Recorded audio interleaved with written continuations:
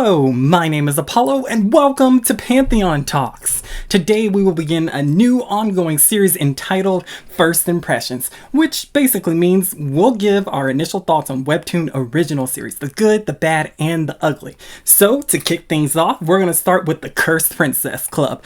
Alright, let's dive in.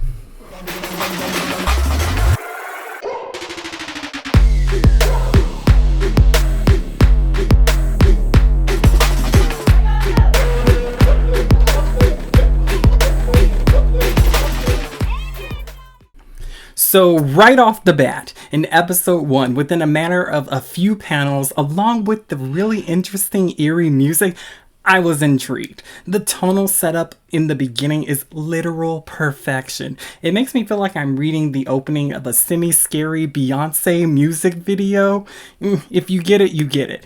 However, despite the key elements reflecting concepts for a glamorous lifestyle, the image reveal of all the princesses in their true horrific glory completely captivated me. I'm not gonna lie. The contrast between beauty and horror is just amazing. Instantly, it had me wondering who every character was and what the heck was going on. This series had me double checking the genre multiple times, like, wait, isn't this a comedy? I had to look again and again. Finally, after convincing myself to just roll with the insanity, the story abruptly proceeds to give me literal whiplash as it transitions into pastel, rainbows, and butterflies, some sort of aesthetic. In all honesty, the abrupt change and contrast between tones was another fun and intriguing hook. How do we go from doing a seance in a scary forest to everything is pastel and happy? At this point, I was determined to make it to the opening scene in the forest. However, after binge reading multiple episodes, what truly captured my heart was the themes and the potential life lessons within the story. Now, this may go into spoiler territory, so if you want to go into the story completely blind, I say read at least until episode 20 and then come back. A key point that really stood out to me is a picture cannot capture the radiance of someone who's truly beautiful. As a society, when we think about beautiful people, oftentimes the images that generally pop into our heads are that of celebrities or models. However, imagine living in a world where beauty standards do not exist. If you're different, you're accepted instantly without judgment. No one is that weird kid, the oddball, or the freak. You're surrounded by true unconditional love. And that's the world we find our MC Gwendolyn, aka Gwen, lives in until she meets Frederick. And within 5 simple words, Gwen's entire world is shattered. Before moving on with this point, let's rewind for a minute because I think a little bit of backstory is needed. All throughout the first few episodes, we see an emphasis placed on beauty. When the plaid princes are introduced to the audience, I think we all perceive them to just be the standard attractive male leads, even down to some of their first lines, which are compliments on Gwen's sister's beauty. It impressively sets up what the real impression of Gwen will be, which Lambcat does an amazing job showing the uncomfortable and awkward behavior between Gwen and Frederick, which ultimately ends up humanizing Gwen as just a young girl hoping to fall in love. Here we start to get glimpses of Gwen's true character as she really blames herself for the uncomfortable situation, and it only gets worse from there. Time and time again, we see Gwen is ignored for not being as beautiful as her sisters. All of this building up to an ultimate breaking point. This is pure speculation, but I feel when Frederick makes his world-shattering statement that Gwen is really ugly, her suspicions that she probably felt and has dealt with her entire life is confirmed. I think it's implied that Gwen, to a certain extent, knows she looks different from her family and everyone else who's considered quote-unquote normal. And likely she was able to resist these thoughts due to the fact that her family has never treated her differently.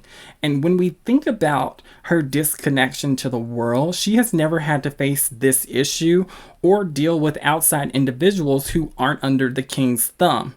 Not to mention the fact that she is a princess, and then we topple that with an overprotective father. So who in their right mind, I'm specifically referring to the staff that lived with Gwen as she grew up, would ever say anything about her appearance? I am ashamed to say when I first started reading the series, the panel introducing Gwen made me think this is a changeling from a witch, and that kept repeating itself on loop. She was a creature of ugly darkness. How could she be the fourth sibling? I even questioned if she was human. And Lambcat does another amazing job contrasting this beautifully again with the introduction of Gwen's three siblings who appear in the comic before her. They can only basically be described as three goddesses reborn in human bodies: the goddess of love, the goddess of flowers, and the goddess of beauty. However, when we look at the scene of the king interacting with Gwen, he did not react or seem surprised. He acted as if everything was fine when he saw his fourth beautiful child. However, being the jaded person I am, if the game Among Us taught me anything, trust no one and everybody is sus. I trusted you, Red Astronaut, but you toyed with my emotions. Sorry, I'm getting sidetracked. I was completely suspicious that Gwen was some sort of invader infiltrating this family. She could not be trusted, and I didn't want anything to do with her. Even the story itself compares her to being a witch. In one scene, she's literally called out by another witch stating she's a witch, which, in all honesty, is quite humorous. However, it speaks volumes to the darker undertone of the series. And this is not the only case within the first few episodes where she is compared to something ugly or otherworldly. Frederick reveals he thought that Gwen was an evil spirit haunting the photo when he first saw her family's portrait. All of these scenes compile to really paint a picture for the audience that Gwen does not belong, and she's not meant to be with these people because she simply looks different.